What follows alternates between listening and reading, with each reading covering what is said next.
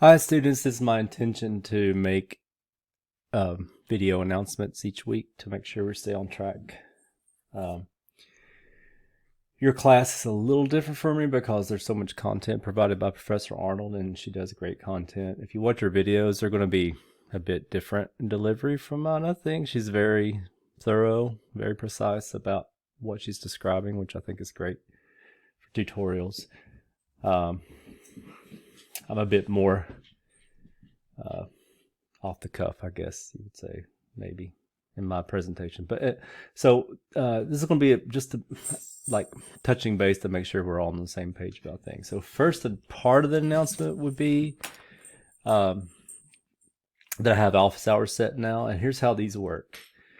You can be guaranteed that at these times I will be available near the computer to help you. So to jump onto MS Teams or Zoom or what have you, we'll figure that out at the time to like give you some virtual instruction. Send me an email like near this time, or maybe even earlier today, like I'm going to be in your office hours tonight or whatever. Just let me know. And we will have some at 5:30 today, which is in an hour. I just realized. So if you need help today, let me know. If we get too many people at a time, this is for all my courses.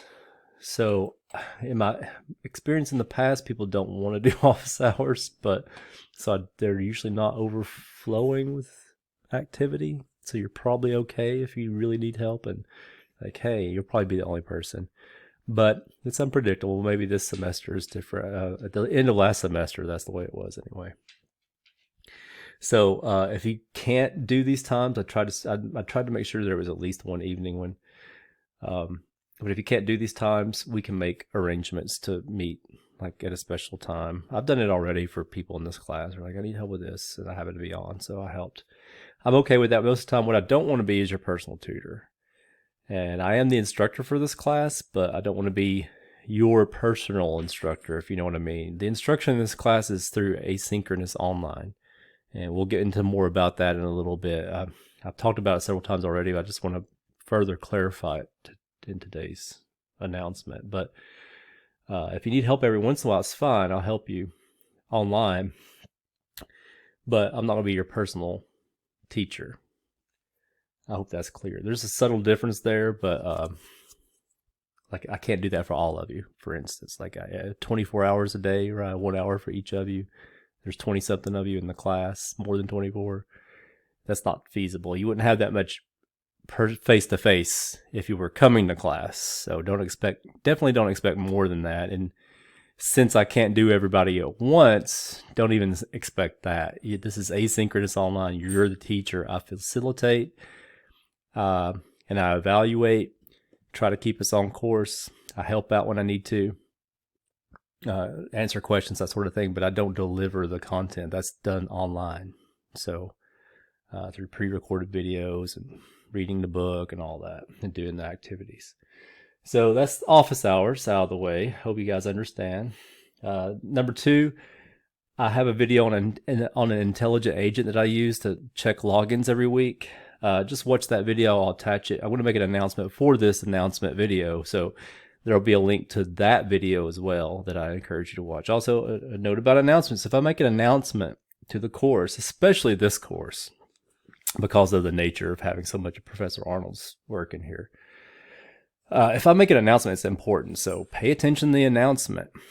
And I know Professor Arnold does this in her course. If somebody asks her a question she knows she did in a video, she'll refer you to the video, and I might do things like that too. But I'm gonna put you on pause 1 second. Sorry about that, dogs.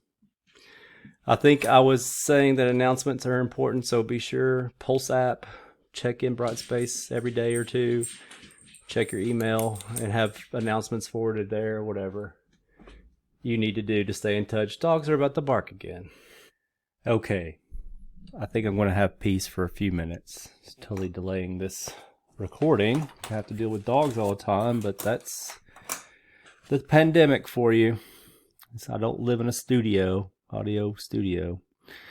All right, I want to talk about pair programming. So I've talked about this several different announcements. I've tried to describe it, but again, this is the pair programming deal. This is the When this class is on campus, we all teach according to Professor Arnold's paradigm, where she incorporates pair programming. It's not something we have to do, but I kind of like the idea too, so I did it when I taught on campus. But things change when it's online. So Professor Arnold has synchronous online sections, and she has a couple of sessions a week. So if it says something about a virtual session and I haven't caught it and nuked it, that's what's going on. Those other sections that she teaches have a couple times a week, I think, where there are people on. I don't even know how she does it, like Teams meetings or something, and the pairs work together there, and she kind of floats around and helps.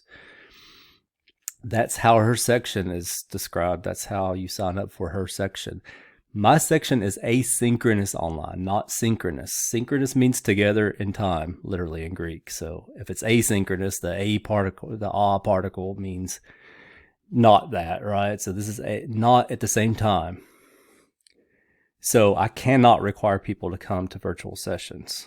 And so everything has to be done asynchronously. And the thing about the pair programming exercises, they're not necessarily harder because you do them alone. It's just a different way of teaching.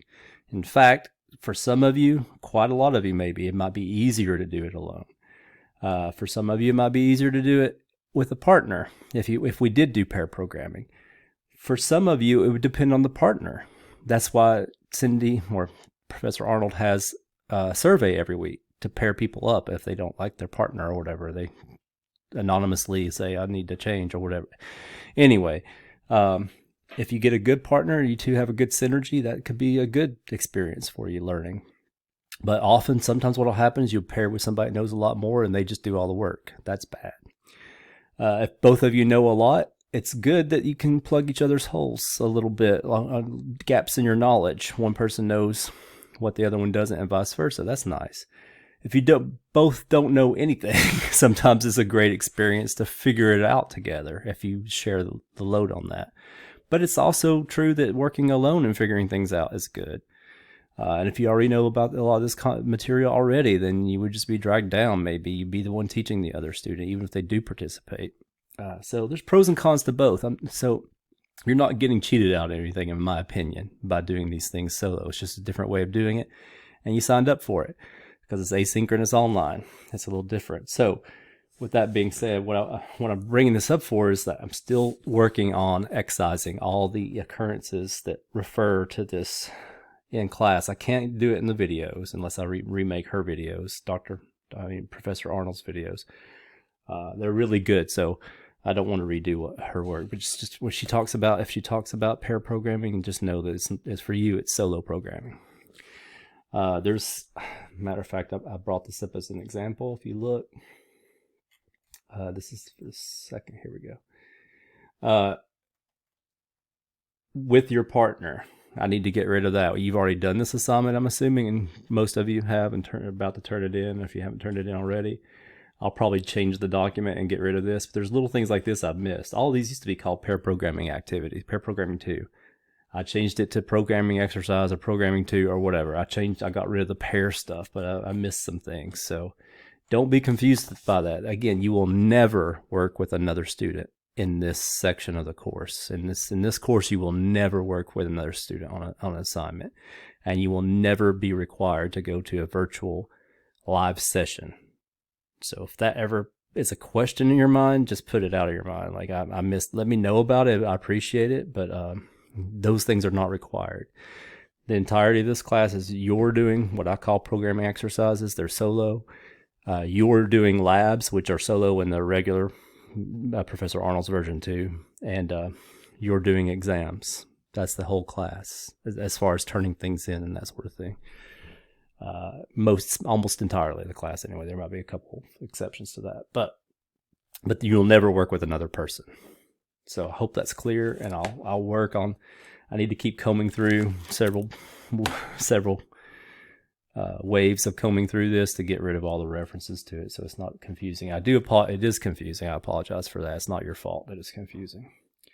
But this pandemic has made strange things happen. Again, I'm going to blame it on the pandemic. Maybe I'm doing that too much, but I think you get the idea. Exams. You're going to have an exam.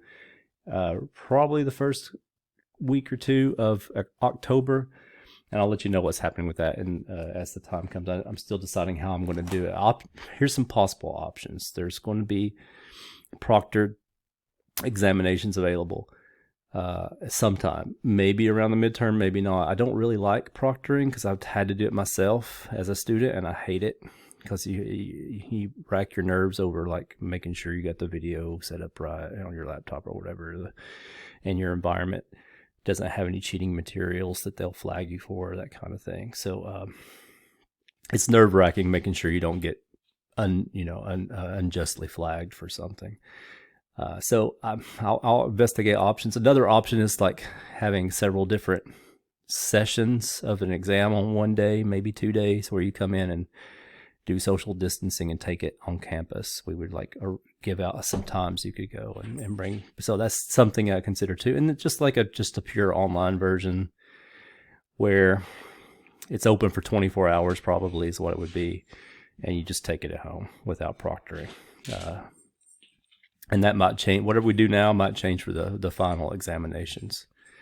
So, but I'll make sure there's some review documents up for the exam already. So I think that's covered, but if not, I can help you prepare for that. I think that's everything I need to cover for this particular announcement. Again, I'm going to make an announcement announcing this announcements video, and then inside of that, there will be a link to the intelligent agents. I'm running out of time for today's office hours, so it's 30 minutes from now. So I might make a pre-announcement for this, announcing the office hours, and then follow up with this, the big announcements video, if that makes sense. If you have any questions about anything I just covered today or anything else in the course, send me an email. Email's always the best. Don't send me a Brightspace message, please. I don't think anybody has, but keep it up. Don't do it. See you next week.